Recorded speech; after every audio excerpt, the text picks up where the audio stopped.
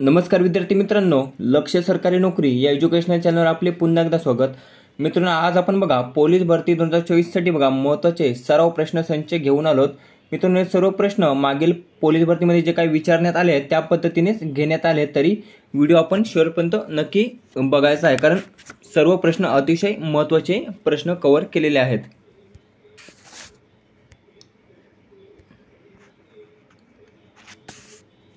पहिला प्रश्न आहे बघा,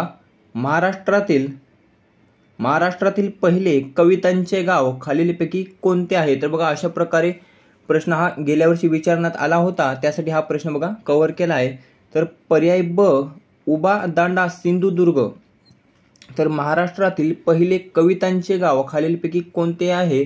तर उबा दांडा, जे काही सिंधुदुर्ग या जिल्ह्यामध्ये आहे, तर ते कवितेंचे गाव आहे बघा पहिले. गेल्या वर्षी कोणता प्रश्न विचारण्यात आला होता?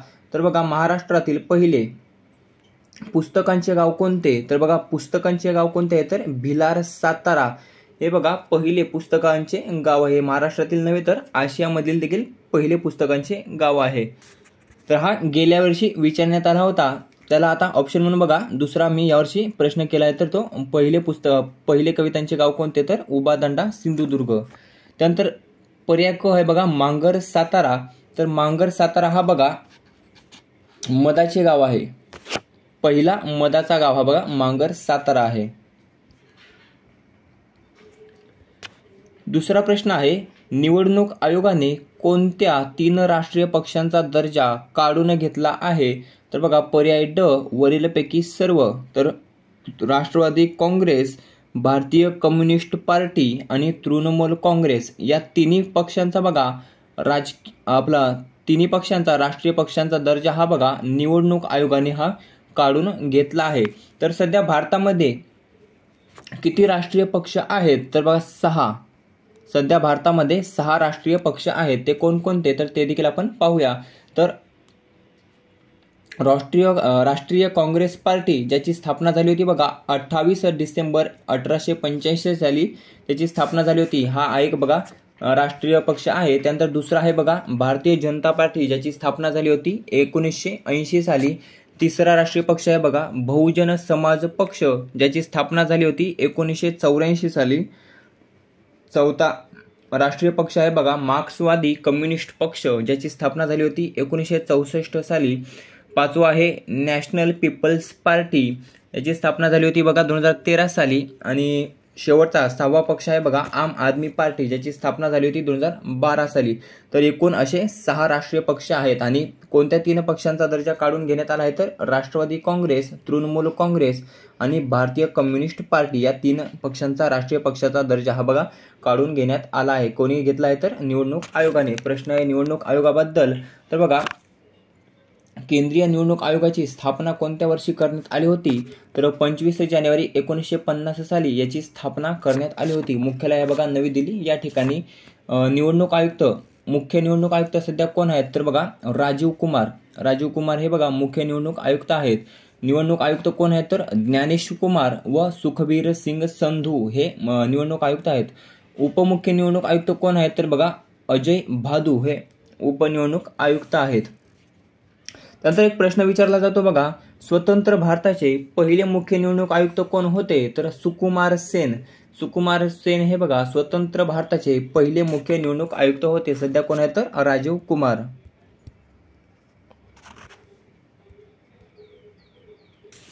पुढचा तिसरा प्रश्न आहे बघा, ईस्ट इंडिया कंपनीची भारतातील पहिली फॅक्टरी कोठे स्थापन झाली? तर पर्याय अ बघा सुरत या ठिकाणी ईस्ट इंडिया कंपनीची भारतातील पहिली फॅक्टरी ही बघा स्थापन झाली होती. चौथा प्रश्न आहे, खालीलपैकी कोणता दिवस हा उत्तर गोलार्धात सर्वात मोठा दिवस असतो? तर पर्याय क 21 जून हा दिवस बघा उत्तर गोलार्धात सर्वात मोठा दिवस असतो. पुढचा 5वा प्रश्न आहे, जिल्हा निवडणूक प्रमुख म्हणून खालीलपैकी कोण काम पाहतो? तर पर्याय अ जिल्हाधिकारी हा बघा जिल्हा निवडणूक प्रमुख म्हणून काम पाहत असतो.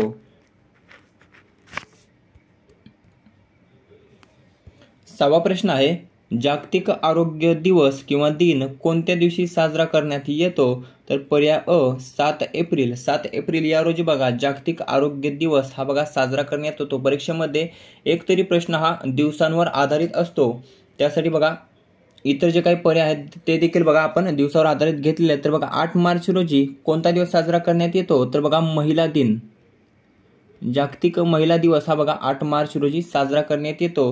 तर 21 मार्च रोजी बघा जागतिक वन दिवस. जागतिक वन दिवस हा बघा 21 मार्च रोजी साजरा करण्यात येतो. आणि 20 मार्च रोजी बघा चिमणी दिवस.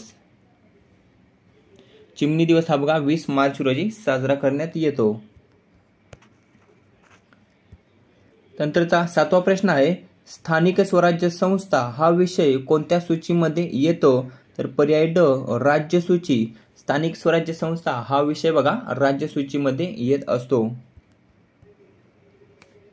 8वा प्रश्न आहे, देशात लोकसंख्येच्या बाबतीत टिंबटिंब राज्याचा व टिंबटिंब केंद्रशासित प्रदेशाचा प्रथम क्रमांक लागतो?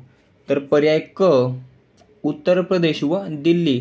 तर देशामध्ये लोकसंख्येच्या बाबतीत उत्तर प्रदेश या राज्याचा तसेच दिल्ली या केंद्रशासित प्रदेशाचा प्रथम क्रमांक लागतो. तर शेवटचा क्रमांक कोणाचा लागतो? तर बघा सिक्कीम. लोकसंख्येच्या बाबतीत सर्वात कमी लोकसंख्या कोणत्या राज्यामध्ये आहे? तर सिक्कीम या राज्यामध्ये. आणि केंद्रशासित प्रदेश विचारला तर लक्षद्वीप या राज्यामध्ये आपल्या केंद्रशासित प्रदेशामध्ये आहे. क्षेत्रफळाच्या दृष्टीने सर्वात मोठे राज्य कोणते आहे? तर बघा राजस्थान हे क्षेत्रफळाच्या दृष्टीने सर्वात मोठे राज्य आहे. महाराष्ट्राचा कितवा क्रमांक आहे? तर 3रा क्रमांक आहे. त्यानंतर बघा लडाख. तर लडाख हा बघा क्षेत्रफळाच्या दृष्टीने सर्वात मोठा केंद्रशासित प्रदेश आहे.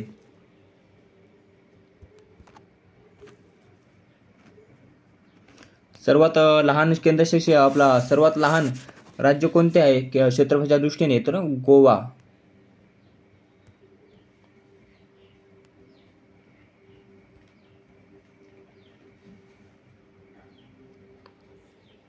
पुढचा प्रश्न आहे, खालीलपैकी कोणास टॉयलेट मॅन ऑफ इंडिया असे म्हटले जाते?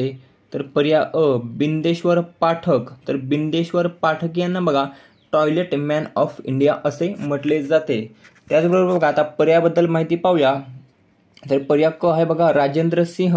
तर राजेंद्र सिंह यांना वॉटरमॅन ऑफ इंडिया असे राजेंद्र सिंह यांना म्हटले जाते. पर्याय ब आहे दशरथ मांझी. तर दशरथ मांझी यांना माउंटन मॅन ऑफ इंडिया असे म्हटले जाते. पर्याय ड आहे बिनीश देसाई. तर बिनीश देसाई यांना बघा रिसायकल मॅन ऑफ इंडिया असे म्हटले जाते. बिनीश देसाई यांना. पुढचा प्रश्न आहे, चीन या देशाने अरुणाचल प्रदेश या राज्याला कोणते नाव दिले आहे? तर पर्याय क झंगनन. झंगनन हे नाव बघा चीन या देशाने अरुणाचल प्रदेश या राज्याला दिले आहे. याचबरोबर बघा अरुणाचल प्रदेशमधील 30 स्थानांची नावे बदलून बघा त्यांची यादी ही प्रसिद्ध करण्यात आली आहे चीन या देशाकडून. तर चीन देशाने अरुणाचल प्रदेशमधील किती 30 स्थानांची नावे बदलली आहेत आणि त्याची यादी बघा प्रसिद्ध केली आहे. पुढचा प्रश्न आहे, पाकिस्तान देशाच्या राष्ट्राध्यक्षपदी खालीलपैकी कोणाची निवड करण्यात आली आहे? तर पर्याय ब आसिफ अली झरदारी. आसिफ अली झरदारी यांची बघा पाकिस्तान देशाच्या राष्ट्राध्यक्षपदी बघा निवड करण्यात आली आहे. पाकिस्तानचे नवे पंतप्रधान कोण बनले तर शहाबाज शरीफ हे बघा नवे पंतप्रधान बनले आहेत. मरियम नवाज कोण आहेत? तर बघा पंजाब प्रांताच्या पहिल्या महिला मुख्यमंत्री आहेत बघा मरियम नवाज पंजाब प्रांताच्या. त्यानंतर रमेश सिंग अरोरा. तर पाकिस्तान देशाचे बघा पहिले शीख मंत्री आहेत बघा रमेश सिंग अरोरा. पुढचा प्रश्न आहे, बॉम्बे स्टॉक एक्सचेंजच्या अध्यक्षपदी कोणाची निवड करण्यात आली आहे? तर पर्याय क प्रमोद अग्रवाल यांची बॉम्बे स्टॉक एक्सचेंजच्या अध्यक्षपदी बघा निवड करण्यात आली आहे. यावर एक बघा प्रश्न विचारला जातो. तर मुंबई येथील दलाल स्ट्रीट या ठिकाणी बघा कशाचे मुख्यालय आहे? हा प्रश्न भरपूर वेळा परीक्षेत विचारला आहे. तर बघा बॉम्बे स्टॉक एक्सचेंज जे मुख्यालय आहे बघा मुंबई येथील दलाल स्ट्रीट मध्ये.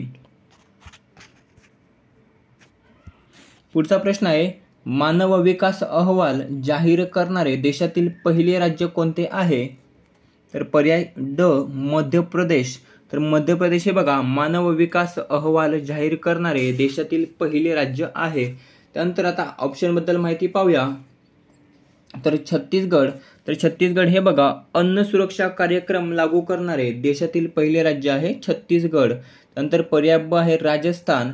तर राजस्थान हे बघा आरोग्याचा अधिकार विधेयक जाहीर करणारे किंवा मांडणारे पहिले राज्य कोणते, तर राजस्थान हे बघा आहे. त्यानंतर पर्याय क आहे महाराष्ट्र.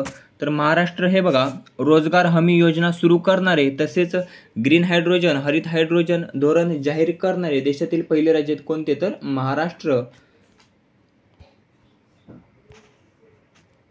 त्यानंतरचा 14वा प्रश्न आहे फोर्ब्सच्या बिलियनियर्स यादीमध्ये भारताचे मुकेश अंबानी कोणत्या स्थानावर आहेत. तर पर्याय अ 9व्या स्थानावर आहेत बघा मुकेश अंबानी. कशाच्या यादीनुसार, तर फोर्ब्सच्या बिलियनियर्स यादीनुसार. यामध्ये पहिल्या स्थानावर कोण आहे, तर बर्नार्ड अर्नॉल्ट हे बघा पहिल्या स्थानावर आहेत.